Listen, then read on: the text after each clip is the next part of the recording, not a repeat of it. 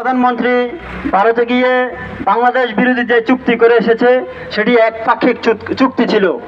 আমরা দেখেছি বাংলাদেশ সরকার সব সময় যতদিন ভারতের সাথে যেই কোনো চুক্তি করে না কেন সেটি সব সময় একপাক্ষিক হয়ে থাকে।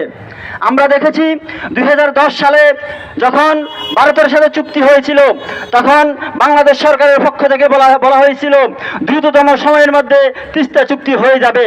আমরা দেখেছি বিগত 14 বছর পর্যন্ত ভারত সরকার আমাদের সাথে তিস্তা চুক্তিতে যায়নি।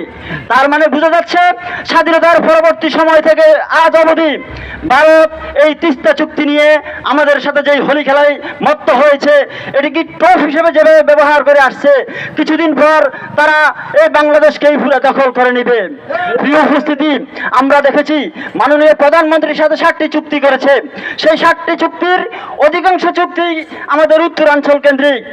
অবস্থা দৃষ্টি এমন মনে হচ্ছে এই চুক্তিগুলো যদি পরিপূর্ণভাবে বাস্তবায়ন হয় তাহলে আমাদের রংপুর বিভাগ সহ অধিকাংশ উত্তরাঞ্চলীয় জেলাগুলোকে ভারত তাদের করায়ত্ত নিয়ে যাবে।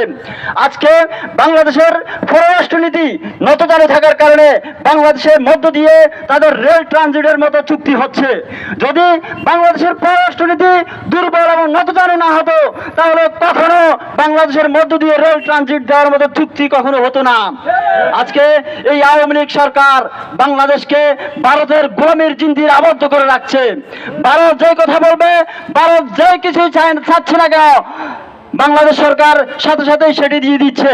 কিন্তু বাংলাদেশের যে অধিকার, বাংলাদেশের অধিকার থেকে তারা বিচ্ছিন্ন করে রাখছে।